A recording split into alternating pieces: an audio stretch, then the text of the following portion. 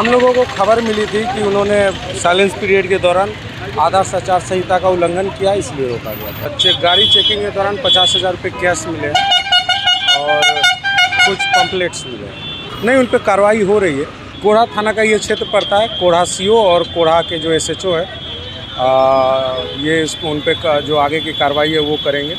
कोढ़ा हालांकि कटिहार का क्षेत्र है, लेकिन ये पूर्णिया लोकसभा की एक सीट है। जैसे कि वो साइलेंस पीरियड में घूम रहे थे, बिना उनकी गाड़ी का कोई लाइसेंस ये नहीं था, परमिशन नहीं था। साइलेंस पीरियड में कोई भी लाइसेंस नहीं दे रहने के कारण ऐसी सूचना प्राप्त हुई थी कि पूर्णिया संसदीय क्षेत्र से निर्दलीय प्रत्याशी पप्पू यादव जी गांव-गांव में घूम के अपने गाड़ियों के काफिले के साथ चुनाव प्रचार कर रहे हैं और पैसे बांट रहे हैं। उसी क्रम में हम लोगों ने उनकी गाड़ी को जब यहाँ रोका तो वो गलत शब्दों का इस्तेमाल करने लगे और अपने समर्थकों को बुला के पुलिस वालों के खिलाफ नारेबाजी करने लगे। लेकिन जब गाड़ियों को हम लोगों ने मजिस्ट्रेट के सामने जांच कराया तो उसमें से बांटने वाले पैम्फलेट, गाड़ियों का कोई भी परमिशन नहीं था और साथ ही साथ कुछ पैसा भी बरामद हुआ, जिसको मजिस्ट्रेट अभी गिन रही हैं।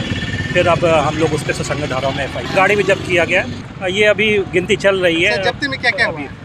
जब्ती में गाड़ी जब्त किया गया है, पैम्फलेट जब्त किया गया है और कुछ पैसा बरामद किया गया है। गाड़ियाँ 2 या 3 गाड़ी बरामद हुई है, जब्त हुई है। अभी हम लोग जा रहे हैं कौन करते। नहीं, ऐसा कोई भी बात नहीं था। चूँकि मैंने ही सबसे पहले मजिस्ट्रेट के साथ उनकी गाड़ी रोकी थी, तो उन्होंने ही हमको बहुत अभद्र तरीके से बहुत सारी चीज़ बोली, जिसको बोलना कोई उचित नहीं है। क्या उनके गाड़ी का परमिशन नहीं था क्या? परमिशन नहीं था, किसी गाड़ी का परमिशन? किसी गाड़ी का परमिशन। अजीत सिंह DSP के बारे में मैं पहले भी चुनाव आयोग को लिख चुका हूँ और मेल कर चुका हूँ। इसकी जब पोस्टिंग भी थी तो मैं जानता था कि मेरे खिलाफ इनकी पोस्टिंग यहाँ हुई है और एक अच्छे DSP को हटा करके,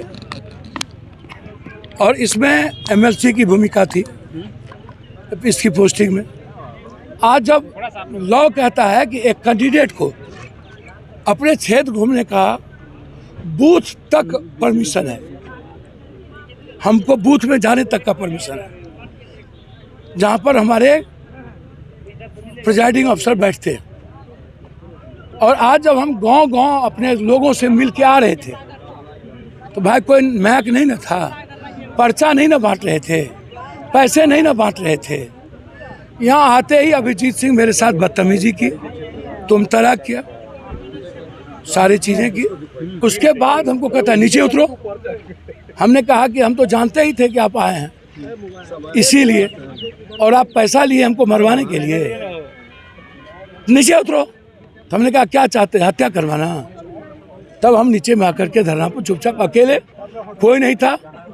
जब हमारी वीडियो हुई तब सारे मुखिया जी समर्थक आना शुरू हुए और तब हमारी जान बची। हमको लगा कि DSP अभिजीत सिंह कोई ना कोई अप्रिय घटना न कर दे।